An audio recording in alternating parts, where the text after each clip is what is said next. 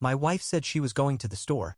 Hours later, I found my baby crying, my daughter waiting, and a secret so deep it turned my entire world inside out. I thought the worst day of my life was the one where I lost my job. Turns out, that day was just the warm-up act.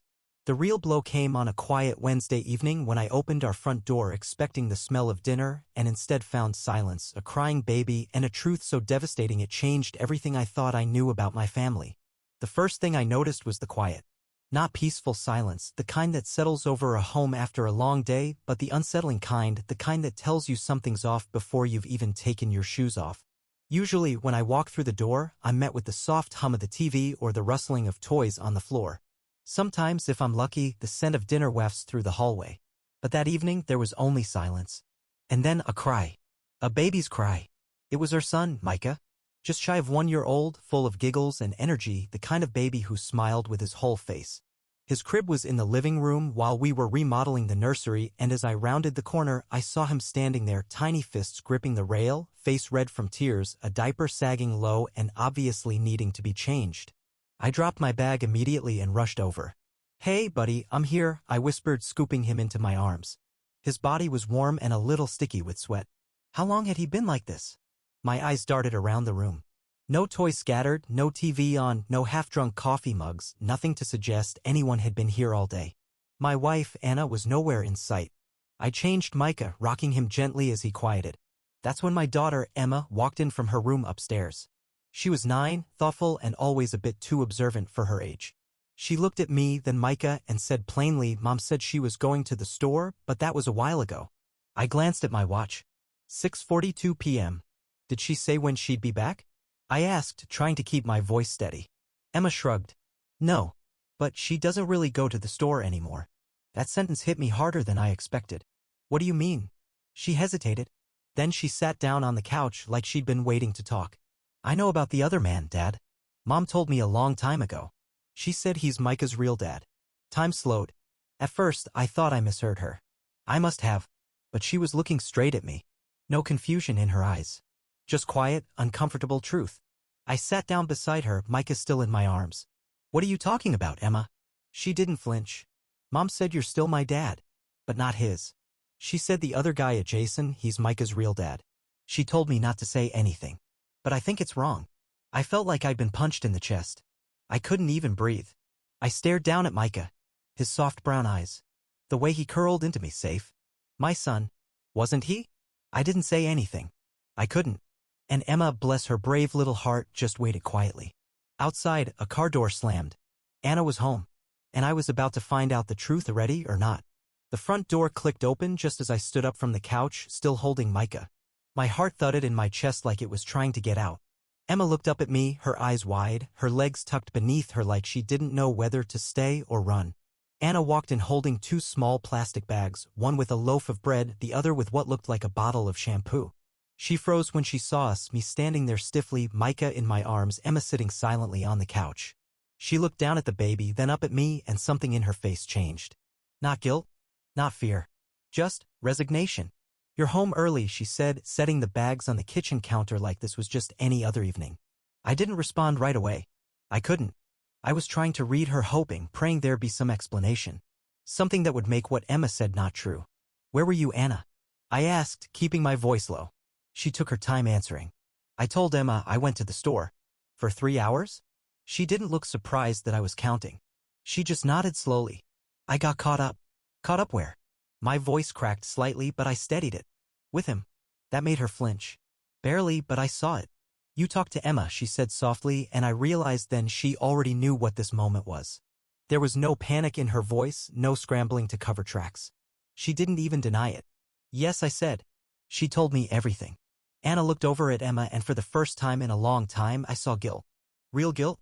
It flickered across her face like a storm cloud passing the sun. She walked slowly to the couch and sat down on the far side. "I didn't mean for it to go this far," she said, barely above a whisper. I stared at her. "You told our daughter that Micah isn't mine. You left a crying baby in a dirty diaper to go see another man. Tell me, Anna, what exactly did you mean to happen?" Emma shifted uncomfortably, and I caught myself. She didn't need to hear this part. I gently handed Micah to her, and she took him willingly. rocking him in her arms like she'd done it 100 times. "Go upstairs for a little bit, okay?" I said. She hesitated. "But, it's okay. I just need to talk to Mom. Please." Emma looked at me, then at her mother, then slowly stood up and left the room, her small arms wrapped tightly around her brother. When I heard her footsteps reach the top of the stairs, I turned back to Anna. "Talk," she sighed, rubbing her hands together.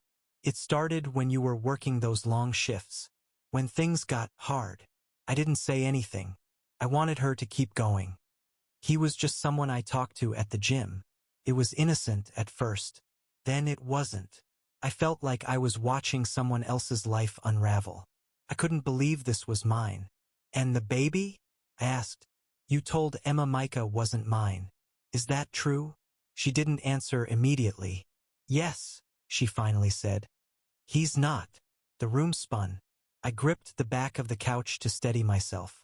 "But you raised him like he was," she said quickly. "You've been amazing with him. He loves you, you know that. You're the only dad he's ever known." I shook my head. "But I'm not his dad. Not really. You are in every way that counts." I could barely look at her. "Then why didn't you tell me? Why did you tell Emma before me?" I panicked. She heard us fighting one night. She kept asking questions. I didn't want to lie to her, so I told her the truth. Or part of it. That night replayed in my mind. The night Anna said she was going to stay at her sister's. We had a fight. I thought it was about something trivial. Money, chores, the usual. But maybe it wasn't trivial at all. "I would have forgiven a lot of things," I said. "But not this. Not lying. Not dragging our daughter into it. Not watching me raise a child while you hid the truth." She didn't respond, just stared at the floor. I stood there in the thick silence, watching the woman I thought I knew become a stranger before my eyes. Finally, I turned and walked toward the stairs. I needed to see my kids. Even if one of them, biologically, wasn't mine, he was still mine. At least for now. I stood at the bottom of the staircase for a moment, hand gripping the banister, unsure if I was climbing up to comfort my children, or to comfort myself. My legs felt heavy, like they belonged to someone else. I wasn't sure how to carry all this weight. The truth, the betrayal, the helplessness. Upstairs, the door to Emma's room was cracked open. I heard her humming softly to Micah, her voice shaky but gentle. I pushed the door open the rest of the way. She looked up. "I'm sorry," she said before I even stepped inside. I sat down beside her on the bed. "Hey, no, you don't ever need to apologize for telling the truth. You did the right thing, sweetheart." Emma's eyes filled with tears, but she blinked them back.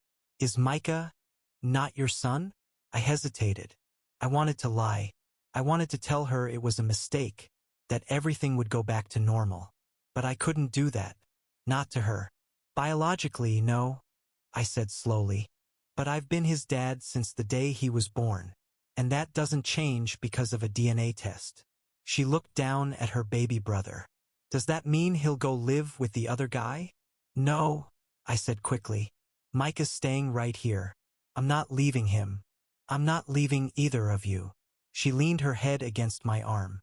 "I don't want us to break." That hit me harder than anything Anna had said. Because she was right, we were breaking. Our little family, the one I thought was built on trust, was cracking right down the center.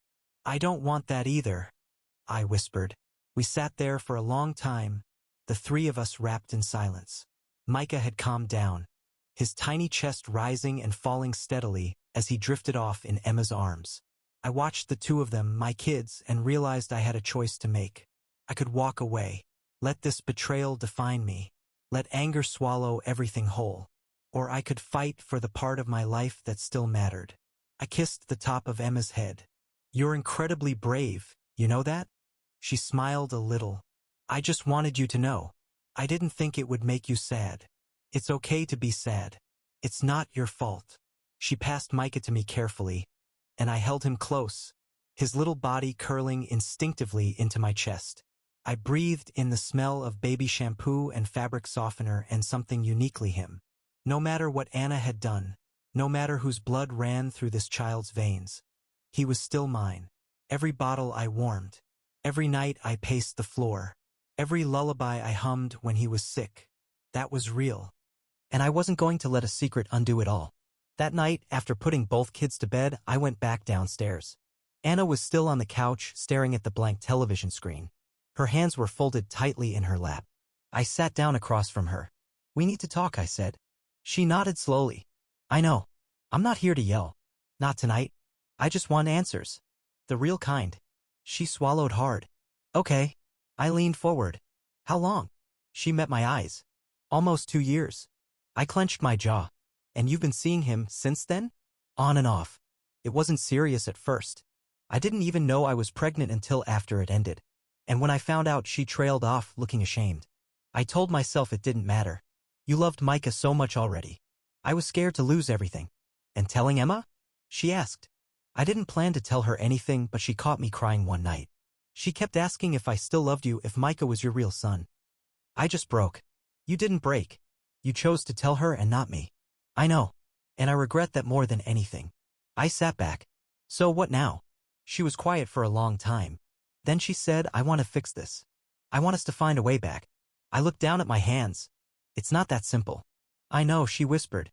And for the first time since I'd walked through that front door, I didn't feel rage or confusion. I felt tired. Bone deep tired. Because now came the hardest part, not uncovering the truth, but deciding what to do with it. That night, I didn't sleep. I lay in our bed, no, my bed now, because I couldn't think of it as ours anymore, and stared at the ceiling while the silence pressed down on me like a heavy blanket. My mind replayed everything. Emma's voice, Anna's confession, the weight of Micah sleeping in my arms as if he knew none of this mattered. Part of me wanted to walk away. To pack a bag, gather the kids, and disappear into a life untouched by betrayal. But I knew it wasn't that simple. Life didn't hand out clean slates, just messes you either dealt with or ran from. The next morning, I made pancakes. Emma came down first, rubbing sleep from her eyes, her hair tangled. She paused at the bottom of the stairs when she saw me in the kitchen, like she wasn't sure if she should pretend things were normal or brace for more truth. I smiled softly and waved her in. "You still like chocolate chips in yours?"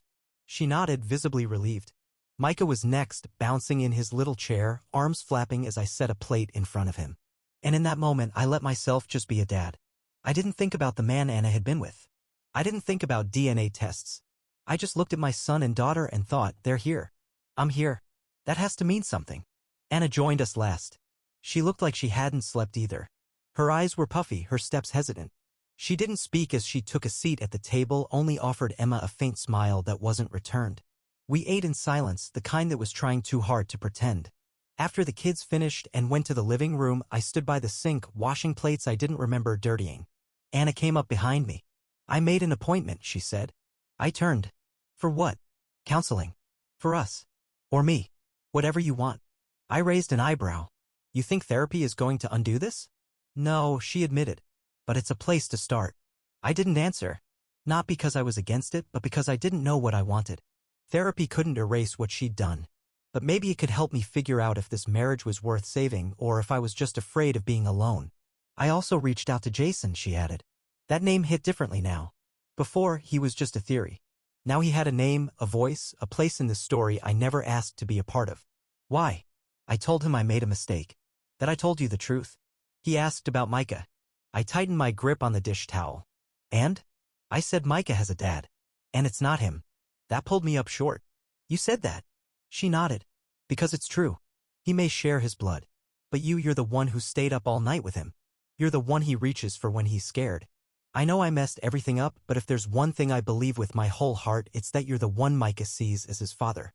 I looked at her for a long time, trying to match that version of her, the one saying all the right things, with the one who had lied, cheated, and broken our home from the inside.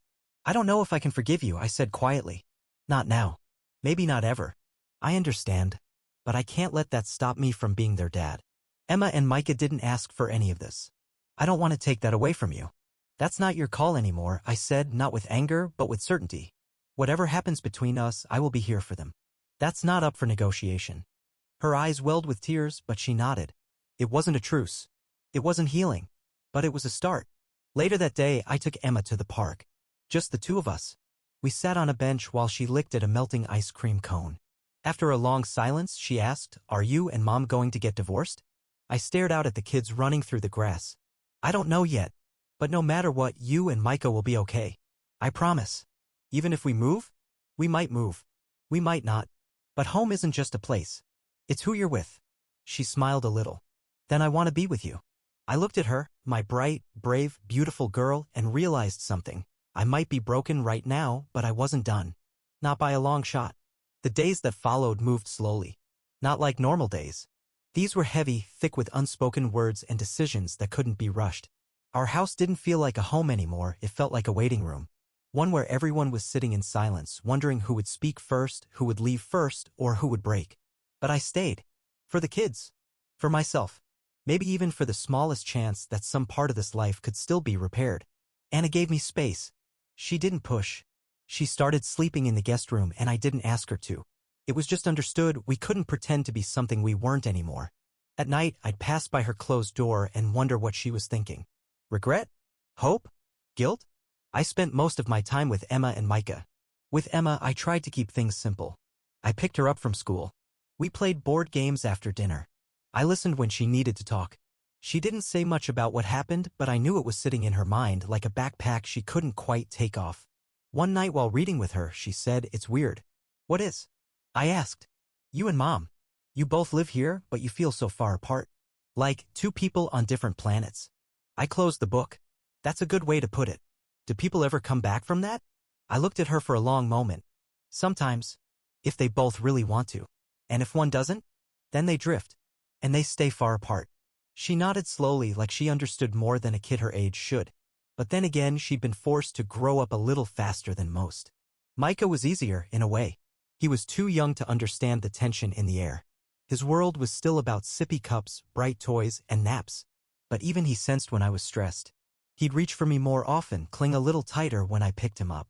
Some nights, he'd wake crying and I'd sit with him in the rocking chair, humming whatever song came to mind. I couldn't stop thinking about how much I loved him. How deeply, fully, naturally it came to me. And that scared me. Because I knew there might come a day when Jason, his biological father, would decide to show up.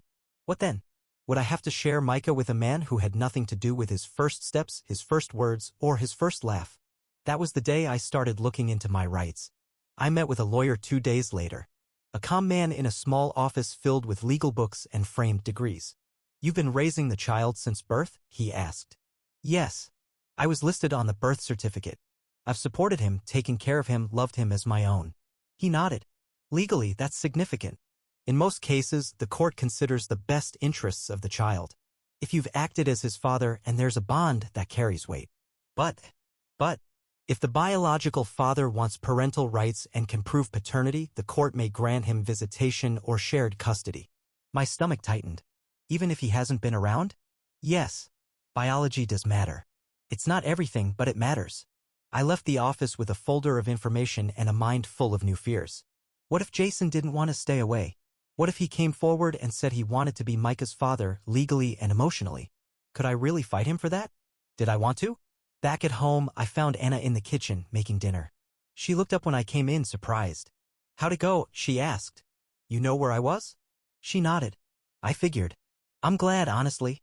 You should know your rights." I leaned against the counter. "What if he wants to be involved?" She swallowed.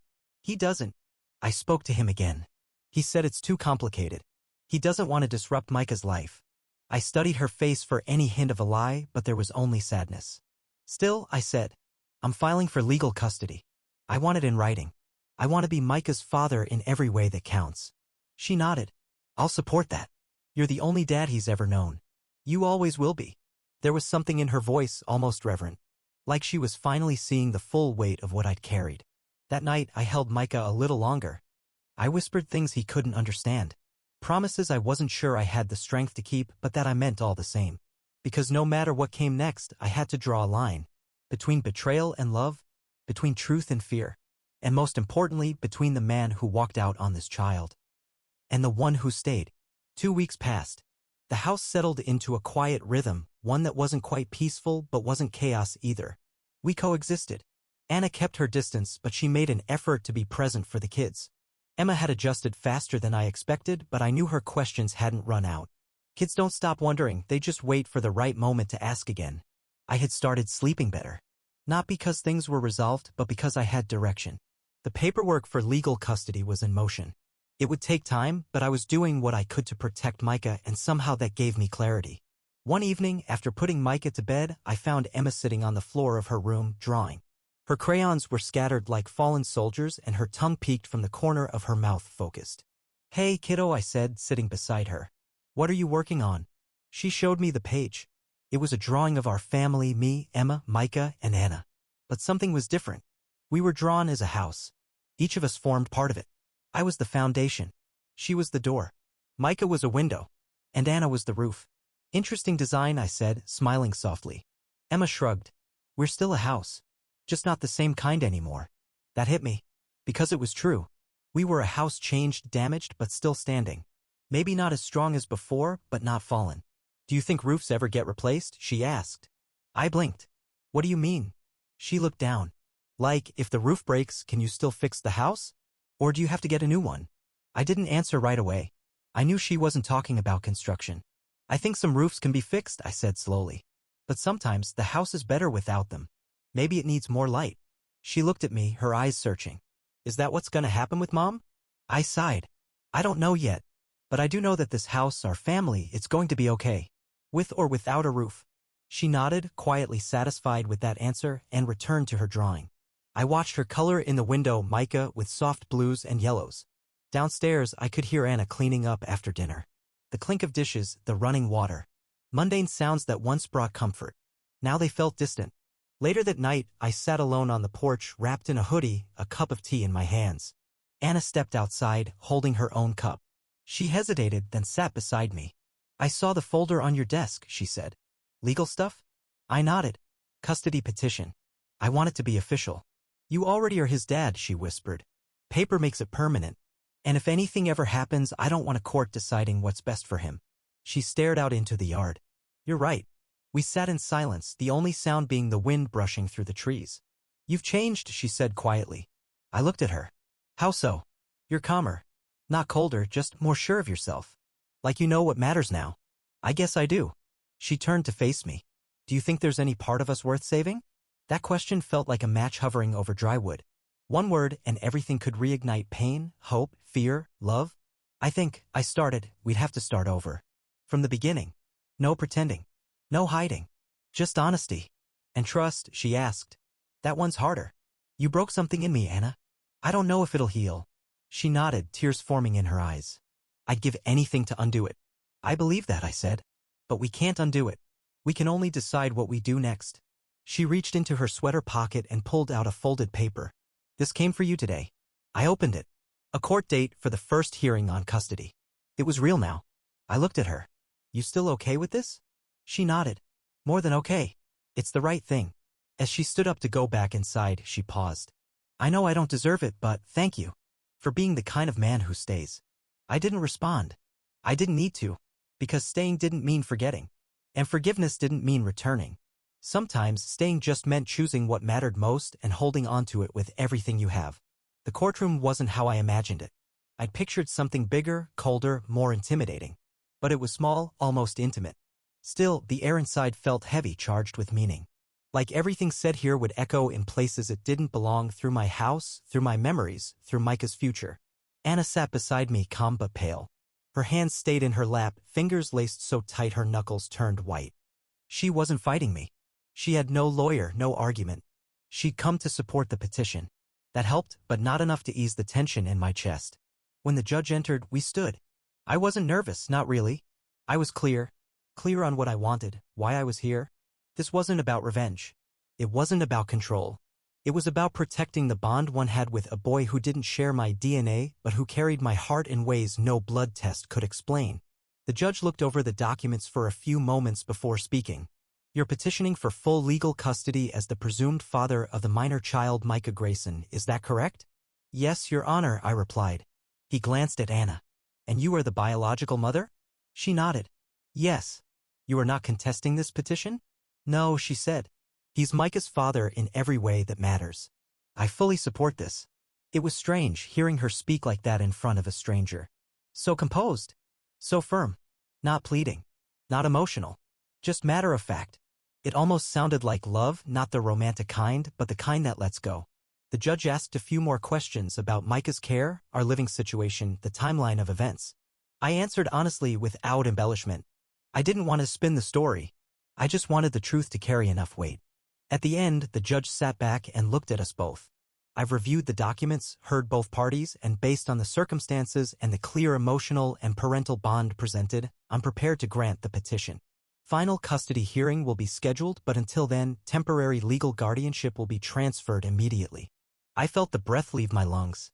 It was a quiet victory. No gavel bang, no applause. Just a signature and a stamp. But it meant everything. Outside the courtroom, Anna turned to me. "Congratulations," she said softly. "It's not about winning," I replied. "I know. That's why you did win." We stood there for a second too long, awkward in the new dynamic we were building, co-parents, no longer lovers. She reached into her bag and handed me a folded drawing. "Emma made this for you last night. She said to give it to you after court." I opened it. It was the same house she'd drawn before, me as the foundation, her as the door, Micah as the window, but this time the roof was gone. In its place was a blue sky, bright and open. Across the top, in her wobbly handwriting, she'd written, "We're still a house. Just one that lets in more light." I folded the paper gently and slipped it into my coat pocket. That night, we celebrated quietly. I picked up takeout, let Emma pick the movie, and rocked Micah to sleep just like I had every night before. But this time, I knew no one could take that away from me. Not a court, not biology, not the past. Later, when the kids were asleep, Anna knocked on my door. "I'm thinking of moving out," she said. "Not far. Just enough." I nodded. "It's the right call. I don't want them to think I'm leaving them." "They won't. I'll make sure of it." She hesitated. "Do you hate me?" "No," I said. "But I can't love you the same way anymore." She swallowed hard and nodded. "That's fair." Then she left, leaving me in the doorway of what used to be our room. The bed was still made on both sides. The closet still held her clothes. But the space between us had finally become real and necessary. The next few days passed like pulling off a bandage in slow motion. She packed. I rearranged furniture. The kids asked questions and I answered the best I could. And through it all, I felt something I hadn't felt in a while. Control. Not over everything. But over enough. Over who I was. Over who I chose to be. Over what kind of father I would remain, no matter what had happened to the man I used to be. 3 months later, the house was quieter, but not in that painful, hollow way it had been right after the truth broke open. This quiet had rhythm. Laughter. Story time. Morning chaos. Evening calm. It wasn't the silence of something lost. It was the peace of something rebuilt. Anna moved into an apartment 10 minutes away. She took only what she needed and left the rest behind, not as a gesture of surrender, but as recognition. This house, this new version of it, was no longer hers to hold together. We didn't fight anymore. We talked. Scheduled drop-offs, shared updates. We weren't friends exactly, but we were no longer adversaries either. Just two people trying to do right by the little lives we'd brought into the world, even if we'd failed each other in the process. The court finalized Micah's custody 2 weeks after Anna moved out. It was quiet, just like the first hearing. Just a signature, another stamp. But it meant everything. I stood outside the courthouse that day, holding the papers, and I didn't feel triumph. I felt relief. I had no idea where Jason was anymore. Whether he had regrets, or even remembered the name of the child he'd left behind. Maybe he never cared. Maybe he thought walking away was the noble thing to do. But in the end, that didn't matter. Micah was mine. Not because of law. Not because Anna allowed it. But because I stayed. Because I chose him again and again. And I'd keep choosing him every day forward. One Saturday morning, Emma sat across the kitchen table, eating cereal while drawing in her notebook. Micah was in his high chair, flinging bits of banana with the focus of a tiny demolition expert. "Hey, Dad," she asked, head still down. "Yeah. If you ever marry someone else, will they be our roof again?" I paused, smiling softly. "You like the roof analogy, don't you?" She grinned. "It's easier to understand than feelings." Fair enough. I thought for a moment. I don't know yet. Maybe. But I don't want us to wait for a roof to feel whole again. This house, we've got good walls. Strong foundation. 2 kids with messy hands and giant hearts. That's more than enough for now. She nodded thoughtfully. We just need weatherproof walls. I laughed. Exactly. Later that day, we went to the park. Emma raced ahead to the swings, and I chased after Micah, who had just discovered the thrill of running and falling and getting up again. Every time he stumbled, he'd look back at me, checking, waiting, and every time I was there, arms ready, smile wide. He didn't need to ask if I'd catch him. He just knew. That night, after bath time, after bedtime stories, after the lights were dimmed and the house was still again, I stood in the doorway of their rooms like I always did. Emma, asleep with a book still open on her chest. Micah, a little ball of blankets and quiet breath. And I realized something I hadn't allowed myself to believe in months. I was happy. Not the kind of happiness that dances loud and bright, but the kind that settles deep into your chest and says, "You made it. Through the storm, through the lies, through the breaking, you made it, not unscarred, not unchanged, but stronger, because when everything else fell away, I didn't hold on to anger. I held on to them, and they held me right back.